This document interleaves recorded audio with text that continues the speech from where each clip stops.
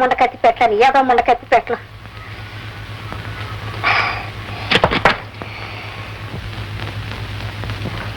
అబ్బో, ఈ ఊరు బత్తాకాయల్లో బాగానే ఉంది రాసం.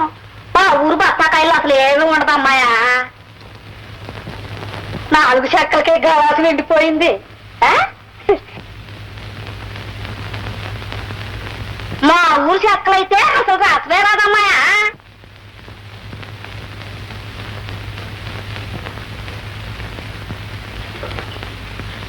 నువ్వు లేకే నిద్రపోతున్నావా అమ్మాయా? అమ్మాయా ఇదిగో ఇద్దాం, బూరు కోసం తెచ్చుకుంటాం, వేసుకోం.